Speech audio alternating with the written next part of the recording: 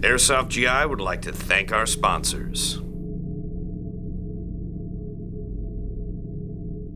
Hi GI TV, I'm Bob the Axeman Hildebrand, and today is an exceptional day because I've got something very special for you, our viewers. In my hands is the Magpul PTS RM4 Scout electric recoil gun.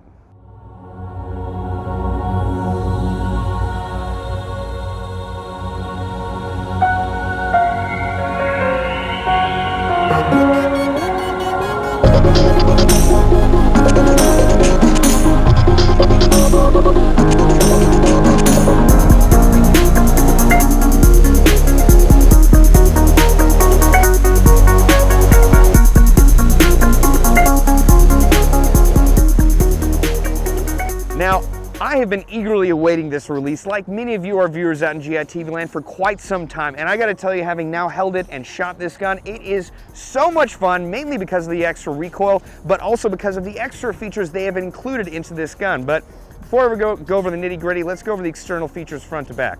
First of all, you've got a metal outer barrel. You do have a mid-length Magpul PTS MOE handguard. Now that's great because you're gonna have extra space to attach a wider variety of batteries, because you definitely will not be able to wire this to the rear. This kinetic feedback system prevents that, so you are gonna have to put it up here in the front. But the fact you have a mid-length handguard definitely solves a lot of issues with battery size. Now further back, you do have a full metal alloy upper and lower receiver. You do have rails on the top for the attachment of optics. You get an M-bus flip-up rear sight, and the lower receiver actually has Magpul PTS trades on it, which is really awesome. Now another cool feature about this gun that makes it stand apart from its M4 style brethren is the fact that it's got a newly redesigned magazine that has a few extra features. First of all, you got this follower tip on here that after you fire your last round, it's going to actually stop the gun from firing again. Now that's going to help you if you're training in the manipulation of real firearms as opposed to airsoft guns. Now another great feature about this mag is if you slide off the bottom, you can actually adjust the mag from carrying 30 rounds to 60 rounds. So that means if you want to train, real steel firearm style, you can train with 30 rounds in your airsoft magazine. Now if you want to go more competitive, you can train with 60 rounds. You just flip the button. It's really easy, and that's a really cool feature to have. Now another great thing about this is the fact that if you don't want to use these PMags, or if you want to be more competitive or more recreational about it, you can use high capacity magazines, you can use mid capacity magazines. You do not have to use just these RM4 PMags. It's a great feature. But not only that, when these RM4 PMags come out, they're going to come out in packages of 3. Now the manufacturer's suggested retail price is $39.95, which means these mags are going to go for around $13.33 a piece, which is a great deal for all the features that are realistically included in this. Now, the magazine is empty, as you can see, but just to show off the mechanical and electric cutoff feature that has been built into this newly redesigned 3GX gearbox, I'm just going to show you right now. You put in a new mag, and to make it function, you're going to press the bolt release. So, and you can see the mechanical and electrical cutoff right there. You're going to have to press this again to make it function. So as you can see there, it functions very well as far as manipulation goes. Definitely a great feature to go for if you're training in lieu of real steel firearms. Now further to the rear, you do have a functional charging handle and bolt release, and you do have sling mounts on the rear of the receiver on the left or the right side. So that is very nice that it's ambidextrous as far as sling mounts go. Now, as far as internals go, once again, it does have a newly designed 3GX gearbox. It does have a 2G hop-up bucking, but if you want to know more about the internals, make sure to stay to the end of the video where our lead tech, Aaron Mora, is going to go over the internals in a bit more of an in-depth fashion. Now, as far as the FPS in this goes, it fires around 370 to 390 feet per second, making it perfect for outdoor field play or just about any field with a 400 feet per second limit. Now we tested this using an 11.1 volt LiPo battery, and we were able to achieve a rate of fire of 14 BBs per second, which is very respectable. Now I'm sure you're curious, this barrel has a length of 395 millimeters and it is a 6.05 millimeter inner barrel. Now I'm sure you all are curious, how does this thing fire?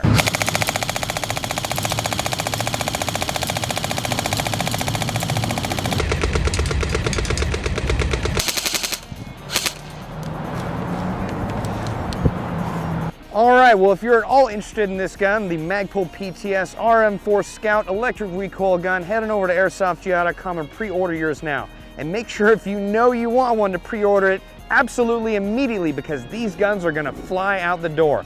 I want one, and I'm sure a lot of you do too. Well, we're gonna head on over to our lead tech, Aaron Moore, who's gonna take a more in-depth look at the internals. Thanks for watching. Well, first time you open the gun, compared to, besides the change to the gearbox, the most noticeable change has been that they've changed over to a one-piece hop-up system with a rear wheel adjustment system. It's actually pretty crisp. You can actually feel each click as you go through.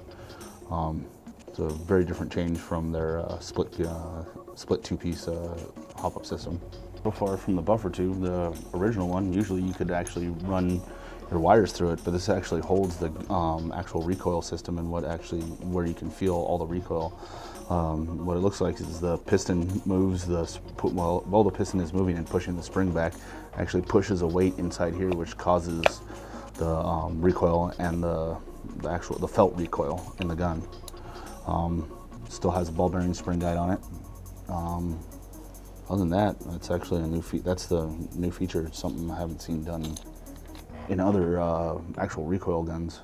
It kind of seems like it's the standard motor. It has the motor magnets actually kind of feel a little bit stronger than normal on this motor compared to before. But they also, besides just the motor change or possible motor change, they changed the gears. They changed the ratio a little bit on them. The diameter's a little bit bigger, but the most noticeable change is that they took the spur gear from being a standard size down to almost about what looks like a version standard or Tokyo Marui version 7 gearbox spur gear. They added a lot of extra small features that help with it, like when the mag's empty, the mag actually kicks up the bolt catch, which actually pushes this up into place. And then as the gun's fired, the actual cam from the sector gear pushes this forward and keeps the gun from actually cycling correctly. What it does is it's basically another cutoff lever for the trigger shuttle. It just kicks it out of place so it can't actually, you can still continue to pull the trigger, but you're not going to get anything to fire. They've actually added some more areas where there's actually a lot more material, so that the gearbox seems to be a little bit stronger in areas.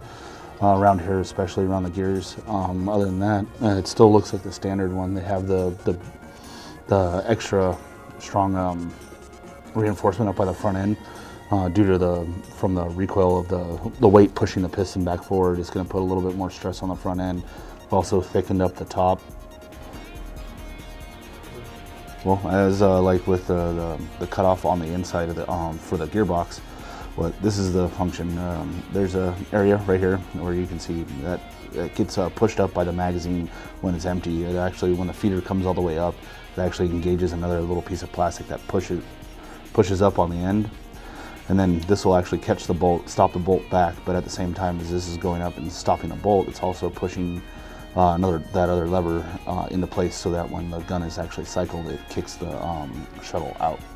So it doesn't stay, so you can pull the trigger, but you just can't fire. Right, so that's going to give us that cutoff that we were expecting to see with something really cool like this. So, and then once it's released, once a new mag's put in, and then you release the bolt, it's back to normal, and the gun starts cycling like it's supposed to.